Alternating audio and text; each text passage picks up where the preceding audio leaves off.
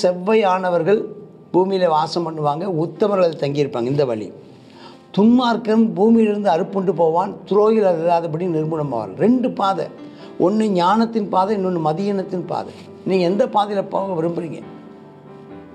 ஞானத்தின் பாதை அது அன்பு சகோதரி, ஞானம்.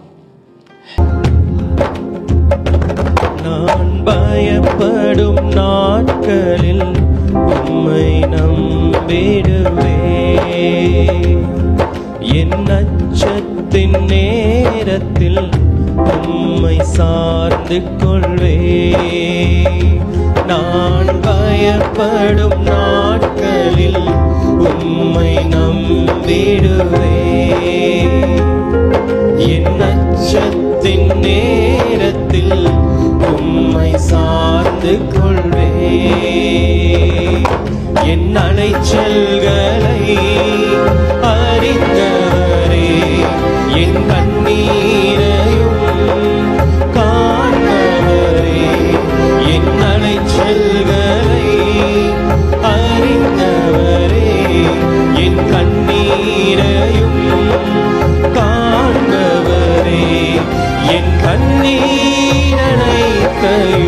துருத்தியில் வைத்தவரே,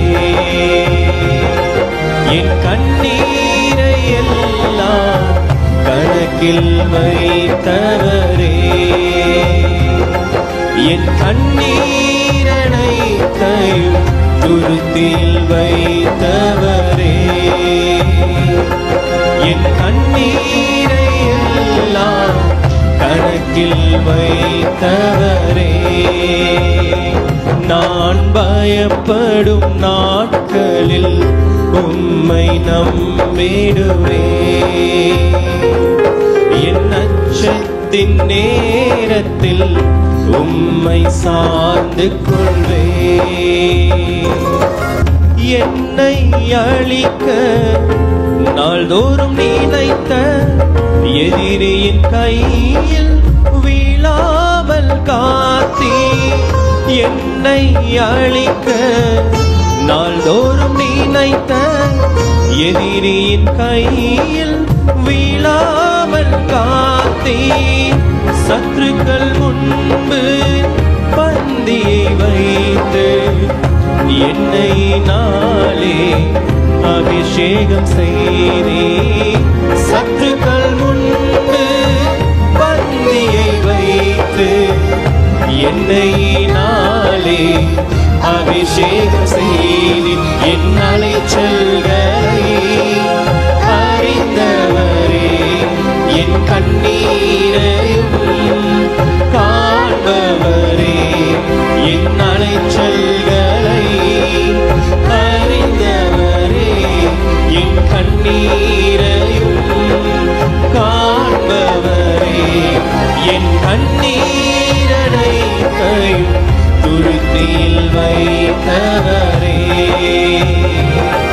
என் கண்ணீரை எல்லாம் கணக்கில் வைத்தவரே, என் கண்ணீரனைத்தையும்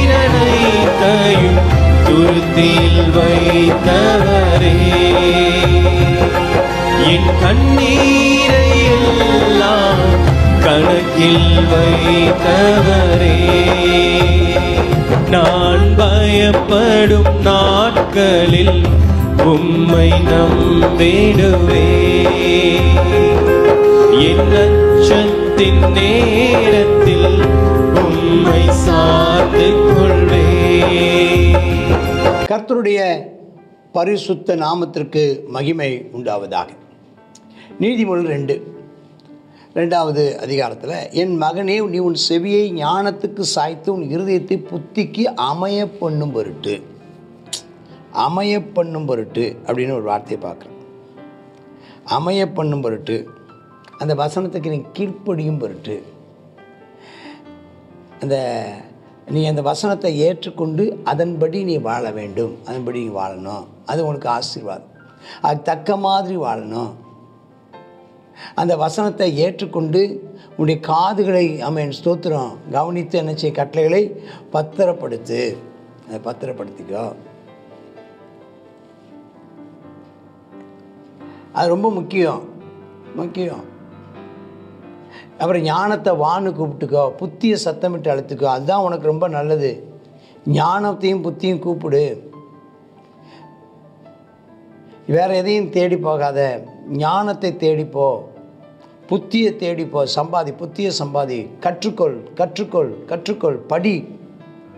எவ்வளோ விஷயங்களை தெரிஞ்சுக்கணுமோ தெரிஞ்சுக்கோ. உனக்கு கிடைக்கிற எல்லா அனுபவங்களையும் ஆமென் ஸ்தோத்திரம் கற்றுக்கொள்ளும் அனுபவங்களாக மாற்றிக்கோ. அவர் சொன்னார், learning experience, all the experiences are a lesson to us. எல்லா விதமான அனுபவங்களும் நமக்கு பாடங்களாக இருப்பதாக. எல்லா அனுபவங்களும் நமக்கு ஒரு பாடத்தை கற்பிச்சுட்டு தான் போகுது. நம்ம பழகிற எல்லா நண்பர்களும் நமக்கு ஒரு பாடத்தை கற்பிச்சுட்டு தான் போகிறாங்க. ஸ்தோத்திரம். நமக்கு நேரிடுற எல்லா அனுபவத்துலேருந்து ஒரு பாடத்தை கற்றுக்கோங்க. நம்ம சந்திக்கிற ஒவ்வொரு நபரிடத்துலேருந்து ஒரு பாடத்தை கற்றுக்கோங்க. அப்போ பரவாயில்லையே, இப்படி நம்ம நடந்துக்கலாம் படுத்துறது, இப்படியும் மனுஷங்க இருக்காங்க போல். பாடத்தை கற்றுக்கொள். அதை வெள்ளியை போல் நாடு, புதையலை தேடுற மாதிரி தேடு. எதை பஸ் ஈஸியாக கிடைக்காது, ஞானம் ஈஸியாக கிடைக்காது. கொஞ்சம் கவனமாக இரு. சும்மா இப்படியே சும்மா ஏன்னா தானே போனால் அதை ஒரு பர்பஸாக கற்றுக்கொள்ளணுமேங்கிற எண்ணத்தோடு கூட ஒரு அனுபவத்தை பாரு. அப்போ தான் நீ கற்றுக்க முடியும். ஏதோ ஒரு சம்பவம் நடந்ததுன்னு விட்டுறாத, நீ கற்றுக்கொள். ஒவ்வொரு சம்பவமும், உன் கண்ணில் படுகிற ஒவ்வொரு காட்சிகளிலிருந்து ஒன்றை கற்றுக்கொள். நீ கேள்விப்படுகிற ஒவ்வொரு காரியத்திலிருந்து ஒன்றை கற்றுக்கொள். உன்னுடைய மனதில் வந்து போகிறதான ஒவ்வொரு சிந்தனைகளில் இருந்து ஒன்றை கற்றுக்கொள். அப்பந்தான் கர்த்தருக்கு பயப்படுறது என்னதென்று நீ உணர்ந்து தேவனை அறியும் அறிவை கண்டடைவாய். அப்போ பாருங்க, என்ன அழகாக இருக்குது பாருங்க. கர்த்தர் தான் ஞானத்தை தர்றாரா, அவர் வாயிலிருந்து அறிவும் புத்தியும் வருமா. அப்போ எங்கே போய் ஞானத்தை கற்றுக்கிறதுன்னு நினைக்கிறீங்க? கர்த்தர் சமூகத்தில். யார்கிட்டேருந்து அறிவு கிடைக்கும்? அவர் வாயிலிருந்து அறிவு புத்தியும் வரும். நம்ம ஸ்கூலில் போய் படிக்கிறதெல்லாம் நம்ம ஏற்கனவே கற்றுக்கொண்டவைகள். அறிவுங்கிறது அது அந்த அறிகிற அறிவு ஒன்று வித்தியாசமாக தேவன் தருகிறார். அவர் நீதிமான்கள் என்று மெய்ஞானம்னு ஒன்று இருக்குது. அந்த மெய்ஞானத்தை வச்சுருக்கார். உத்தமமாக நடக்கிறவர்களுக்கு அவர் கேடகமாக இருக்கார். அதுபடி நடக்கணும்னு நினைக்கிறவங்களுக்கு அவர்கள் நடப்பதற்கு பாதுகாப்பை தருகிறார்.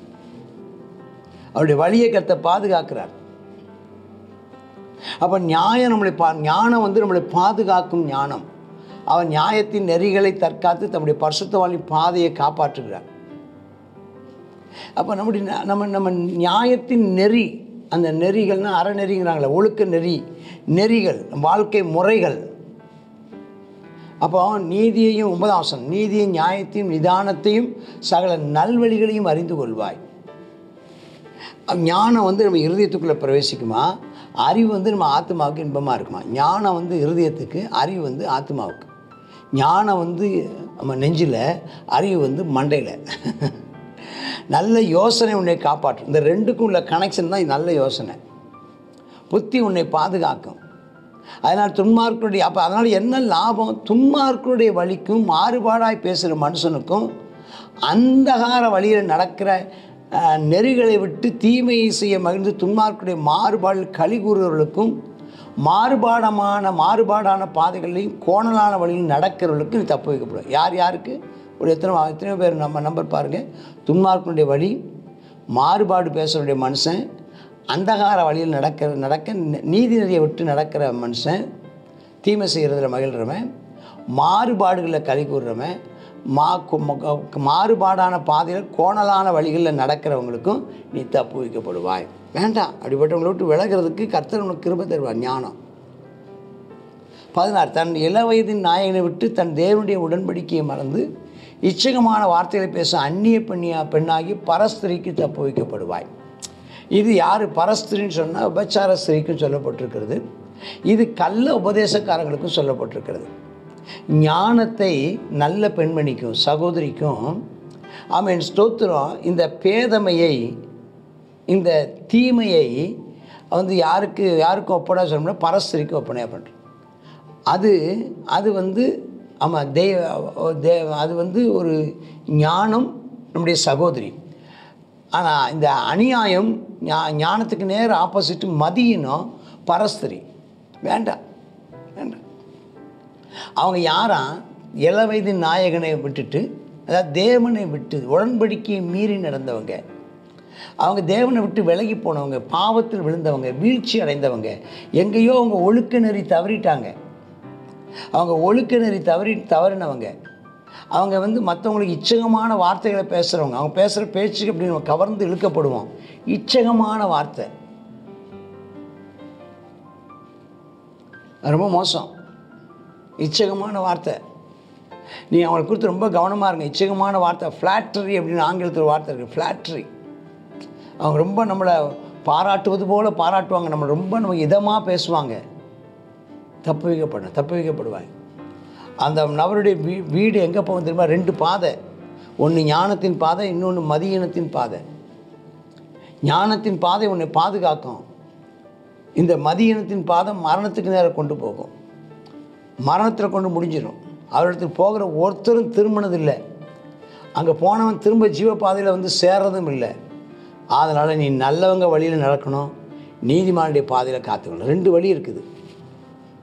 2 வழி இருக்குது. செவ்வை ஆனவர்கள் பூமியில் வாசம் பண்ணுவாங்க, உத்தமர்கள் தங்கியிருப்பாங்க. இந்த வழி. துன்மார்க்கன் பூமியிலிருந்து அறுப்புண்டு போவான், துரோகில் இல்லாதபடி நிர்மூலமாவான். 2 பாதை. ஒன்று ஞானத்தின் பாதை, இன்னொன்று மதியீனத்தின் பாதை. நீங்கள் எந்த பாதையில் போக விரும்புகிறீங்க? ஞானத்தின் பாதை அது அன்பு சகோதரி, ஞானம். இங்கே மதியீனத்தின் பாதை அது ஒரு பரஸ்திரி, ஒழுக்கம் கெட்டது.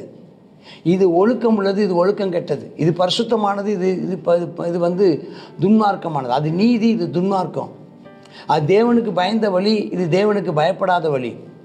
இது ஜீவ பாதை, அது மரண பாதை. எச்சரிக்கையாக இருப்போம். சரியான பாதையில் போவோம். ஞானத்தை பின்பற்றுவோம். ஞானத்தை சவதரித்துக் கொள்வோம். ஞானத்தை சம்பாதித்துக் கொள்வோம். ஒவ்வொரு விஷயத்திலையும் ஆண்டவரே எனக்கு இதில் கற்றுத்தாரும் என்று கேளுங்கள். சில கசப்பான அனுபவங்களோ, சில கடினமான அனுபவங்களோ, சில கண்ணீரின் அனுபவங்களோ, ஸ்தோத்திரம், சொந்து போகாதீங்க. எனக்கு இதனால் எனக்கு என்ன கற்றுத்தர்றீங்கன்னு ஆண்டவர்கிட்ட கேளுங்க. கற்றுக்கொள்ளுங்கள். நிச்சயமாக நம்ம திருந்த வேண்டியது ஒன்று இருக்கும், கற்றுக்கொள்ள வேண்டியது ஒன்று இருக்கும். பாடத்தை கற்றுக்கொள்வோம். கர்த்தர் நம்மை ஆசீர்வதிப்பாராக. ஆமேன், ஆமேன். God bless you. நீதிமொழிகள் 2வது அதிகாரம்.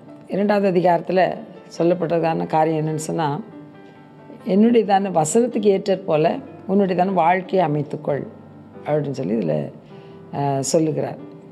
நீதிமொழிகள் ஆக்கியோன் சாலமோன் சொல்கிறார். ஞானத்தையும் புத்தியும் என்ன செய்யணுமா? வெள்ளியை போலவும் புதையலை போலவும் தேடணுமா. அப்போ இன்றைக்கி நம்ம என்ன செய்யணும்? ஞானம் புத்தி எல்லாம் நம்ம கிறிஸ்து தான் நமக்கு ஞானம் புத்தியாக இருக்கிறார். அவர் என்ன செய்யணும்? நம்ம தேடுங்கள், என்னை தேடுகள் கண்டடைவீர்கள்னு சொல்லுகிறார். அதனால் நம்ம அவரை தேடுவோம். அப்பொழுது என்ன நடக்குமா? நமக்கு அறிவு, புத்தி, மெய் ஞானத்தை என்ன செய்வாரா? அவர் நமக்கு தருவார். நல்ல யோசனையும் புத்தியும் நம்ம என்ன செய்யும்? காப்பாற்றும் அவரை தேடும்போது. அப்பொழுது நம்ம என்ன செய்வோம்? கோணலான மாறுபாடான வழிகளுக்கு நாம் தப்பு வைக்கப்படுவோம் அப்படின்னு சொல்லி பார்க்குறோம்.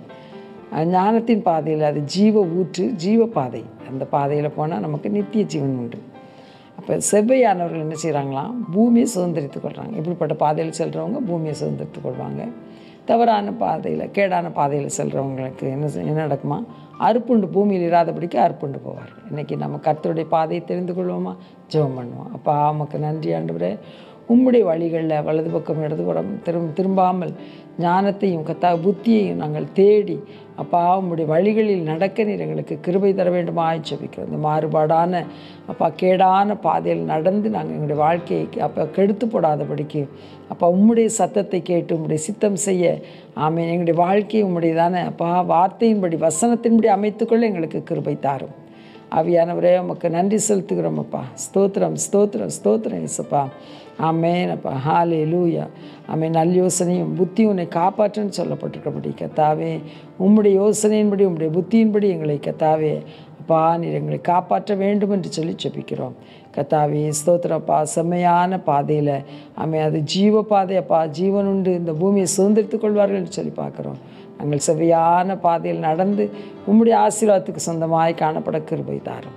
கர்த்தாவே இந்த துன்மார்க்க பாதையில் ஆமேன் அப்போ அந்த பாவிகளுடைய வழியில் நாங்கள் நிற்காதபடிக்கு தேவனே அப்பா ஸ்தோத்திரம் ஆண்டவரே ஆமேன் அப்பா எங்களை எல்லா தீமைக்கும் விலக்கி பாதுகாத்து கொள்ளும். இயேசுவின் நாமத்தில் ஜெபிக்கிறோம் நல்ல பிதாவே. ஆமேன் ஆமேன்.